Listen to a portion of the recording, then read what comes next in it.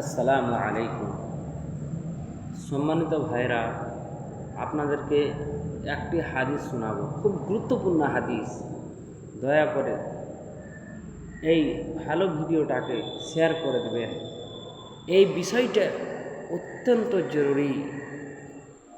এই ভালো ভিডিওকে অপরকে শেয়ার করলে আপনার এই দুনিয়াতে সওয়াব হবে, আপনার মরার পরেও সওয়াব আপনার পৌঁছাতে থাকবে নাকি। অতএব এই ভিডিওটাকে শেয়ার করে দেন বেশি বেশি করে।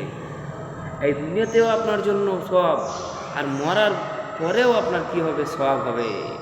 চলুন হাদিসটা বলা যাক। আনাস রাদিয়াল্লাহু আনহু থেকে বর্ণিত, তিনি বলেন, রাসূল সাল্লাল্লাহু আলাইহি সাল্লাম বলেছেন, কুল্লু বানি আদামা খাত্তাউন, প্রত্যেক আদম সন্তানই পাপী, প্রত্যেক আদম সন্তানই পাপী। ওয়া খায়রুল খাত্তাউনা তাওয়াবুন, আর তোমাদের পাপের মধ্যে সবচেয়ে উত্তম পাপী ওই ব্যক্তি যে খারাপ কাজ করার পরে তওবা করে নিল, আল্লাহর কাছে ক্ষমা চেয়ে নিল।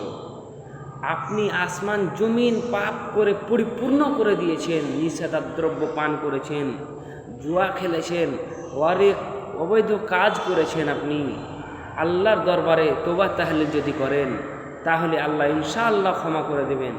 আপনি পাপ করেছেন, তাই তো আল্লাহ ক্ষমা করবেন। আপনি যত বড় পাপী হোক না কেন, আল্লাহর নিকটে তওবা তাহলিল করুন, ইনশাআল্লাহ আল্লাহ ক্ষমা করবেন, ক্ষমা করার জন্য বসে আছেন। অতএব আপনারা যারা যারা এখনও খারাপ কাজে জড়িত রয়েছেন, আল্লাহর নিকটে তওবা তাহলিল করেন, ইনশাআল্লাহ আপনার দোয়াকে কবুল করে দেবেন আর করে নেবেন। আর এটা কি বলেছেন যে সবচেয়ে পাপের মধ্যে উত্তম পাপী ওই ব্যক্তি যে খারাপ কাজ করার পরে তওবা করে নিল।